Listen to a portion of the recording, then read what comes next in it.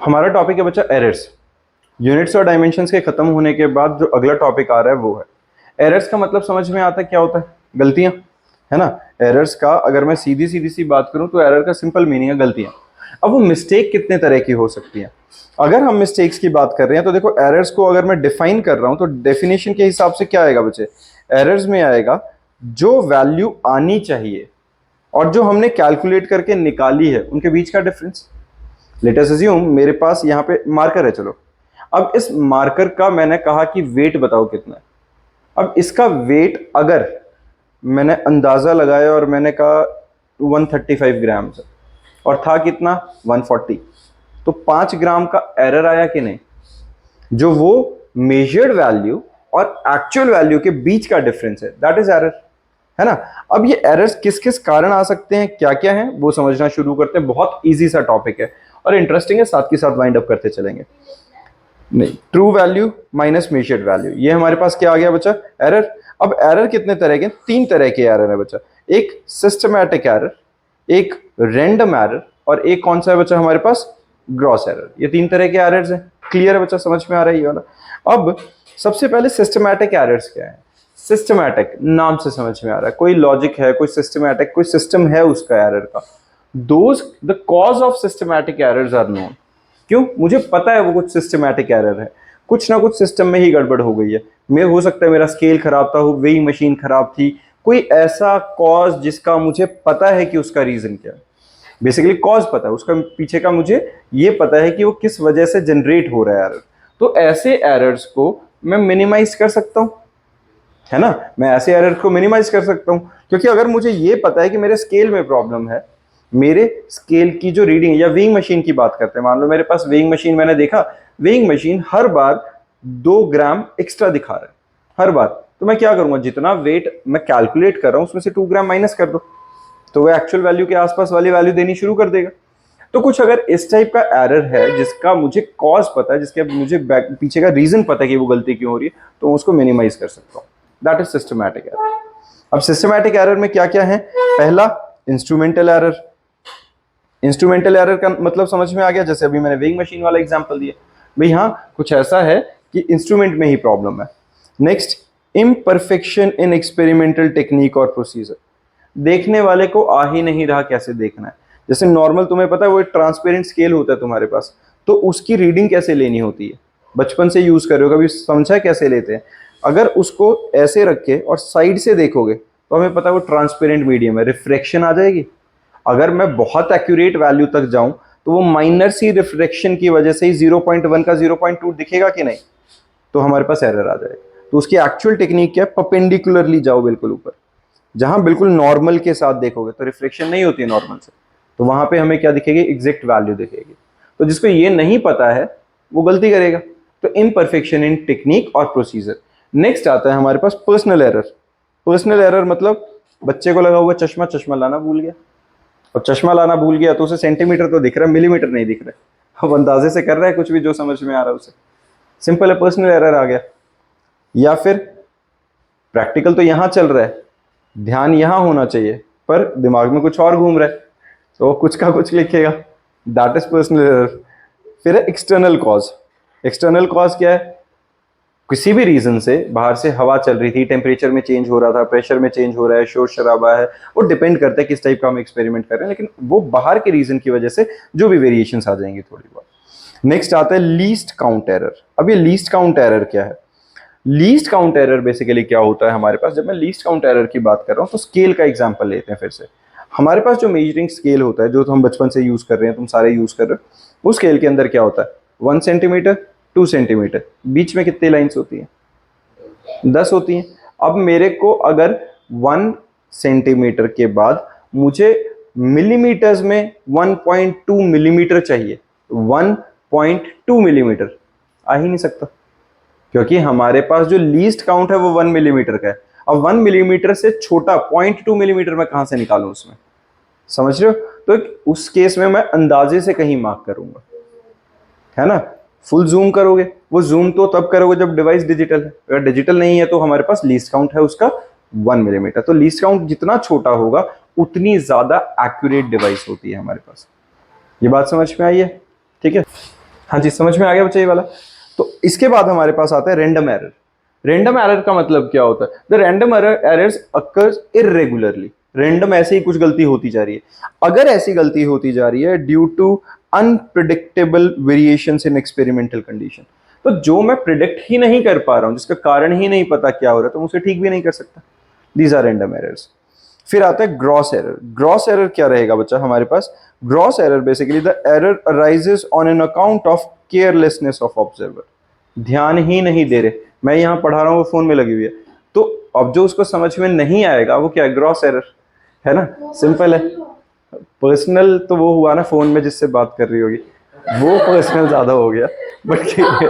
तो gross error हमारे पास basically क्या हुआ? ग्रॉस एरर हमारा हुआ कि केयरलेसनेस की वजह से, जब तुम ध्यान नहीं दे रहे हो, तुम्हें लग रहा है ठीक है चल जाएगा, क्या ही जाता है, 0.1 करो 0.2 करो, कितना फर्क पड़ रहा है, तो केयरलेसनेस की वजह से जब हम गलती कर रहे हैं। क्लियर? पर्सनल एरर क्या था? प्रॉब्लम थी, आता ही नहीं है देखना, दिख ही नहीं रहा है, वो हुआ। ठीक है, वहां केयरलेसनेस नहीं थी, वो तो नेचुरल डिफेक्ट आ गया था। अब है एब्सोल्यूट एरर। अब एब्सोल्यूट एरर क्या होता है बच्चा? It is the magnitude of difference between the true value and individual measured value of the quantity. Exactly वही जो एरर होता है, दैट इज एब्सोल्यूट एरर। अब मैं क्या कर रहा हूं?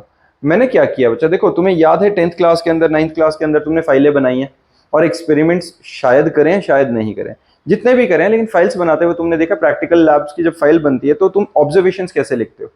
एक ही एक्सपेरिमेंट को मिनिमम 4 से 5 बार रिपीट करते हो, जो आती हैं वैल्यूज उनका फिर मीन निकालते हैं और वो हमारा फाइनल रिजल्ट होता है। क्यों? क्योंकि हम मान के चलते हैं कि पहली बारी में 100% ठीक रिजल्ट नहीं आ रहा होगा, तो एक बार करा, 2 बार करा, 3 बार करा, 4 बार करा, 5 बार करा, तो हम हर बार एक्यूरेट वैल्यू के थोड़ा सा इधर उधर की वैल्यूज ला रहे हैं, तो एक्यूरेट कैसे आएगी? एवरेज निकाल लो उन सबका, तो जो एवरेज आएगी वो मोस्ट एक्यूरेट वैल्यू होनी चाहिए कि नहीं?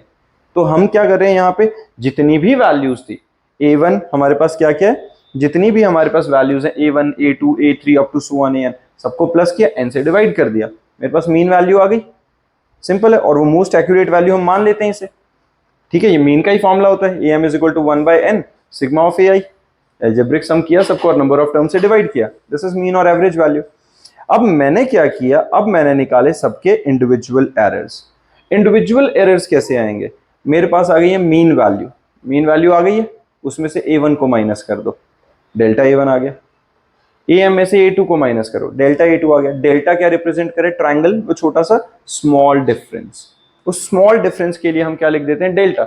वो छोटे छोटे छोटे छोटे एरर्स आ गए, समझ में आइए। मान लो मेरी मीन वैल्यू आई थी 10.2, A1 कितना था? 10, तो मेरा डेल्टा क्या आ गया? 0.2।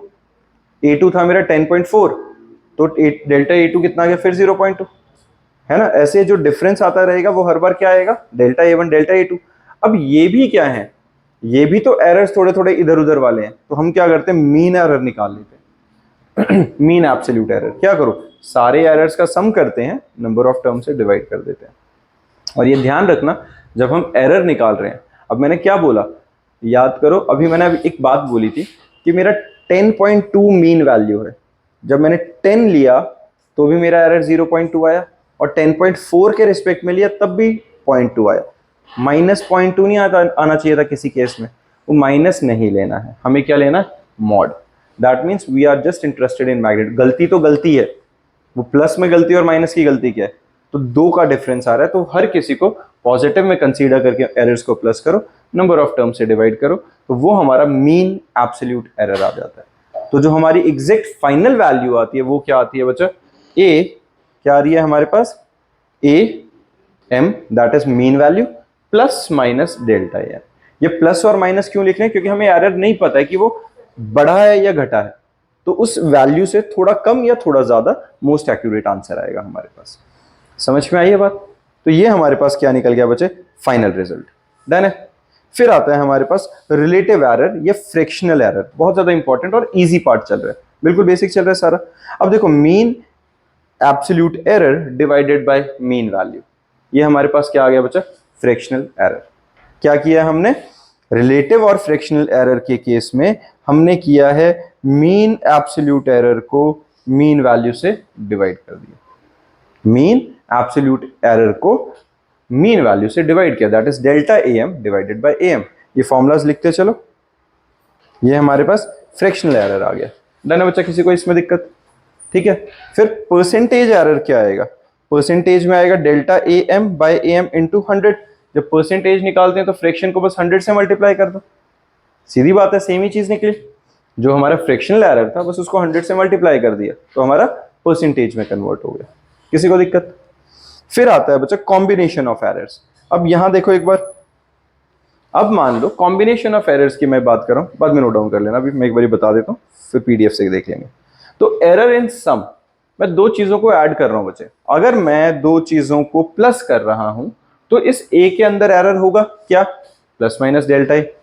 बी के अंदर एरर होगा प्लस माइनस डेल्टा बी, होगा कि नहीं? तो ओवरऑल एरर क्या हुआ, plus minus delta A plus delta B हुआ कि नहीं, है ना। अगर मेरे पास x जो था वो a प्लस बी के इक्वल था तो डेल्टा x क्या हुआ, delta A plus delta B का plus minus. This is overall error, ये कॉम्बिनेशन आ गया। सेम गोज फॉर सब्ट्रैक्शन, अगर यहाँ माइनस भी होता, अगर मैं यहाँ पे माइनस भी कर दूं तो एरर्स में तो हमेशा plus minus delta A plus delta B ही होगा, ठीक है। a plus minus delta A, b plus minus delta B, इसको हम रीअरेंज करेंगे तो a minus B plus minus delta A delta B. तो ये जो plus minus delta A delta B है दिस इज डेल्टा x। समझ में आ गया? डन। फिर आता है हमारे पास ये कुछ क्वेश्चंस हैं, बेसिक से क्वेश्चंस हैं, अटेम्प्ट करेंगे और डाउट्स के साथ करेंगे फिर, ठीक है। ये अटेम्प्ट करके रखेंगे बच्चे अभी थोड़ी देर में। फिर आता है एरर्स इन प्रोडक्ट और क्वोशिएंट। अब एरर्स इन प्रोडक्ट और क्वोशिएंट में क्या है, हमारे पास एक नंबर है x जिसको मैं मल्टीप्लाई कैसे कर रहा हूँ, a इंटू बी, सिंपल है। अब मैं x plus minus delta X कैसे लिखूंगा, a plus minus A, b plus minus B. मैंने क्या किया, यहां से a कॉमन ले लिया बच्चे, इस वाले में से अगर a कॉमन लिया तो यहाँ 1 plus minus delta A by a बचा कि नहीं, बिल्कुल ठीक है, ये बच गया। सिमिलरली b कॉमन लिया तो 1 plus minus delta B by B बचा। a इंटू बी को मैं इकट्ठा लिख दूं, अब a b क्या हुआ, a b तो हमारा x बन गया, है ना। अगर मैं दो नंबर्स को मल्टीप्लाई कर रहा हूं तो a b तो हमारा x बना कि नहीं, तो उसको x से रिप्लेस कर दूं। और जब मैंने यहाँ x से रिप्लेस किया और उस साइड भी मैंने क्या किया हुआ है, x कॉमन लिया, उस साइड भी x कॉमन लिया तो 1 plus minus delta x by x बना कि नहीं। तो यहाँ वाला x उधर वाले x से कट गया, बिल्कुल ठीक है, वो कैंसिल आउट हो गया। तो 1 plus minus delta x by X is equal to 1 plus minus delta A by 1 plus minus delta B by B. अब इसके बाद जब हम इसको सिंप्लीफाई करते हैं और ज्यादा तो हम मैक्सिमम फ्रैक्शनल एरर या रिलेटिव एरर कैसे निकालते हैं, सीधा delta x by X is equal to plus minus delta A by A plus delta B by B. ये सीधा हमें फॉर्मूला याद रख लेंगे, ठीक बात है। फिर हमारे पास आता है एरर इन क्वोशिएंट।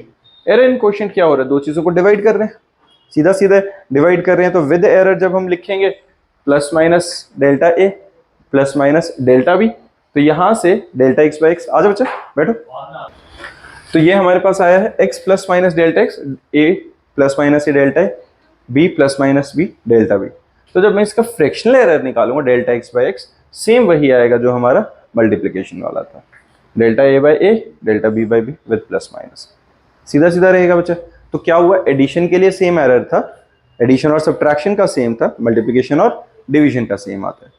फिर आ जाता है error in case of quantity raise to the power. ये सबसे ज्यादा इंपॉर्टेंट है क्योंकि जो कॉम्पिटेटिव के अंदर क्वेश्चन आ रहा होता है तो हमेशा इसी टाइप का ज्यादा आता है और ये बहुत आसान है, बहुत आसान। क्या है देखो, मेरे पास x की वैल्यू क्या है बच्चा, a raise to the power n b raise to the power m, x is equal to a raise to the power n और b raise to the power m। तो डेल्टा x बाई एक्स क्या आएगा, delta x by X आया n delta a by a plus m delta b by b।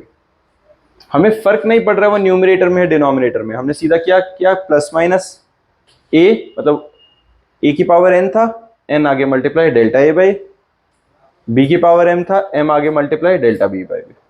बहुत simple. जैसे यहां है, अब ये 3 है तो 3 के लिए हम क्या करेंगे, delta x is equal to l delta a by m delta b by b and delta c by c। Simple powers को आगे मल्टीप्लाई किया और उनको फ्रैक्शनल एरर्स के साथ मल्टीप्लाई कर दिया उनके। समझ में आया? इसी के साथ हमारे पूरे एरर्स खत्म हो जाते हैं, ठीक बात है। एरर्स के बाद एक छोटा सा और टॉपिक आता है सिग्निफिकेंट फिगर्स। सिग्निफिकेंट फिगर्स के बहुत सिंपल से रूल्स हैं जिस सिर्फ जो हमें पता होने चाहिए। एक एक करके शुरू करते हैं, साथ में इन्वॉल्व रहना, जिसको नहीं पता चलेगा पूछते रहना। सबसे पहले हमारे पास क्या है बच्चा, जब हम सिग्निफिकेंट फिगर्स की बात कर रहे हैं तो all non zero digits are significant. All non zero digits, जहां जहां पे कोई ऐसा नंबर है जो जीरो नहीं है वो सारे सिग्निफिकेंट है। All zeros occurring in between two non zero digits are significant. मतलब जैसे यहां देखो, यहां पे हमारे पास ये दो जीरोस हैं, टू भी सिग्निफिकेंट है, थ्री भी सिग्निफिकेंट है। टू और थ्री हमारे पास क्या आ रहा है, टू और थ्री दोनों सिग्निफिकेंट थे, तो दो सिग्निफिकेंट नंबर्स के बीच वाले जीरोस क्या होंगे, सिग्निफिकेंट। तो यहां पे हमारे पास एक, दो, तीन, चार और पांच सिग्निफिकेंट फिगर्स हो गए। समझ में आया सिंपल रूल? ठीक है बच्चा। फिर हमारे पास आता है if the number is less than one, less than one मतलब जीरो पॉइंट समथिंग चल रहा होगा, zeros on the right of the decimal point and to the left of the first non-zero digit are not significant। कौन कौन से, ये वाले number और डेसिमल से पहले वाले नंबर, ये क्या है, नॉन सिग्निफिकेंट। सिंपल बात है ये। सिर्फ इसमें टू सिग्निफिकेंट फिगर है, 8 और 2, ये बाकी तीनों के तीनों हमारे नॉन सिग्निफिकेंट। समझ में आ गई है। नेक्स्ट आता है in a number without decimal the trailing zeros are not significant. जैसे इस केस में ये लास्ट वाला जीरो दिख रहा है, ट्रेलिंग जीरोस क्या होते हैं, जो बाद वाले जीरोस लिखे होते हैं, तो ये क्या होते हैं, नॉन सिग्निफिकेंट। क्लियर बात है। जैसे अगर जो मान लो 100 लिखा हुआ तो सिर्फ 1 सिग्निफिकेंट है, 00 सिग्निफिकेंट नहीं थे वहां पे। फिर आता है however in a number with the decimal point trailing zeros are significant. अगर डेसिमल वाला नंबर है यहाँ पे, जैसे x इज इक्वल टू 3.500, तो यहां चार सिग्निफिकेंट फिगर्स हैं। समझ में आई ये बात? क्लियर है। ये रूल्स हैं बच्चा, ये याद रखने हैं। जैसे यहां पे देखो, ये तीन नॉन सिग्निफिकेंट है, लेकिन ये 69000 ये सारे के सारे क्या है हमारे पास, सिग्निफिकेंट है। डन है। फिर आता है change of units does not change the number of significant figures. अगर मैं कभी यूनिट चेंज भी कर दूं, मीटर को सेंटीमीटर में करूं या कुछ भी करूं, तो उससे नंबर ऑफ सिग्निफिकेंट नंबर्स पे चेंज नहीं आएगा, वो सिग्निफिकेंट फिगर्स उतने ही रहने वाले हैं। डन है बच्चा। फिर आता है the digit zero conventionally put on the left of the decimal for the number less than 1 is never significant. ये ऑब्वियस है, 0.268, तो ये जीरो हमारा सिग्निफिकेंट नहीं होता। द मल्टीप्लाइंग और dividing factor which are neither rounded number nor number representing measured value are exact, they have infinite number of significant figures। मतलब एक ऐसी वैल्यू जो कि चलती जा रही है निरंतर, तो उसमें इनफाइनाइट नंबर ही है, पाई की वैल्यूज लगा लो, सारे ही सिग्निफिकेंट आ रहे हैं मान लो, तो वो सारे क्या है हमारे इनफाइनाइट सिग्निफिकेंट फिगर्स। डन है बच्चा। The power of 10 is irrelevant to the determination of significant figures. मतलब अगर मैं इसको इस तरीके से लिख लूं, तो इस तरीके से मैं सिग्निफिकेंट फिगर्स नहीं निकाल पाऊंगा, क्योंकि 10 की पावर वालों को हम सिग्निफिकेंस में काउंट नहीं करते। समझ में आई? तो सिंपल तरीके से हम सिग्निफिकेंट फिगर निकालते होते हैं। क्लियर बात है। राउंडिंग ऑफ के रूल्स ऑलरेडी पता है सबको, है ना, ये सिर्फ रीड करने हैं राउंडिंग ऑफ के, इसके अलावा और कुछ नहीं है हमारा। सिग्निफिकेंट रूल्स याद रखने हैं और एरर्स की थोड़ी सी प्रैक्टिस करनी है। इसके अंदर PDF में काफ़ी सारे क्वेश्चंस हैं प्रैक्टिस के लिए, जो सबको अटेम्प्ट करने हैं, और फिर हम डाउट्स के साथ मिलते हैं। ठीक है, डन।